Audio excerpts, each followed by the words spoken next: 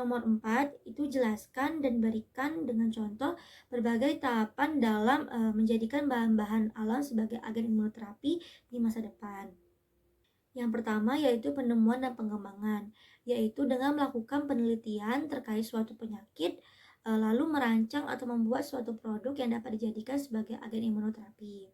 Nah, pada bahan alam, tahap awal dari penemuan suatu obat adalah sintesis dan screening fitokimia. Misalnya dilakukan screening fitokimia pada ekstrak biji duet. Nah, caranya biji duet ini terlebih dahulu dibuat ekstraknya dengan metode maserasi, yaitu melakukan perendaman dengan pelarut organik. Di sini digunakan pelarut etanol. Nah, selanjutnya dilakukan tahap screening fitokimia dan diketahui ternyata biji duet ini ekstraknya itu mengandung berbagai senyawa fenolik, flavonoid, terpenoid yang memiliki berbagai aktivitas anti kanker. Lalu ekstrak biji duet ini pun dikemas menjadi bentuk produk obat sebagai agen imunoterapi. Selanjutnya yaitu ada tahap uji praklinik, di mana ini merupakan pengujian awal obat pada sejumlah hewan untuk mendapatkan informasi mengenai efek farmakologi, profil farmakokinetikanya, dan toksisitas calon obat.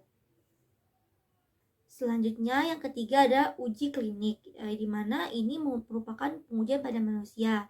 Ada 3 fase. Yang fase pertama yaitu dilakukan dengan mengumpulkan informasi tentang bagaimana suatu obat itu dapat berinteraksi dengan tubuh manusia. Nah, ini disesuaikan dengan pemberian dosis pada data hewan untuk mengetahui berapa banyak obat yang dapat ditoleransi oleh tubuh dan apa efek sampingnya. Pada fase kedua, yaitu peneliti memberikan calon obat pada sekelompok pasien dengan penyakit. Nah, misalnya untuk terapi kanker. Nah, biasanya ini akan melibatkan ratus pasien, sehingga penelitian ini tidak cukup besar untuk menunjukkan apakah obat itu akan bermanfaat.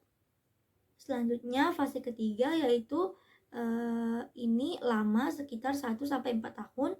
Di sini obat akan dievaluasi khasiatnya dan pemantauan efek terapi atau efek sampingnya juga dilakukan pada fase ini untuk menunjukkan apakah suatu produk itu memberikan manfaat.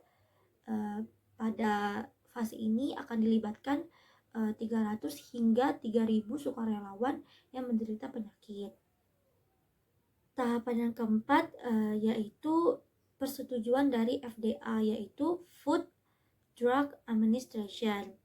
Nah, di mana ini akan didapat apabila tahapan pengembangan itu dilakukan memiliki bukti dari tes awal, praklinis, uji klinis, dan meyakinkan bahwa obat itu aman dan juga efektif, misalnya untuk terapi kanker.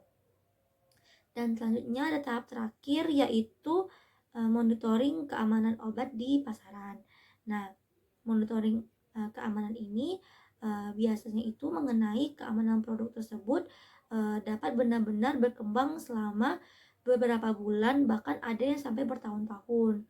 Nah, dengan demikian peninjau Food Drug Administration itu dapat menerima laporan permasalahan terkait obat, sehingga akan dapat diputuskan untuk menambahkan, memperingatkan dosis, atau penggunaan informasinya yang nantinya akan dilengkapi dengan langkah-langkah lain untuk misalnya ada permasalahan yang lebih serius.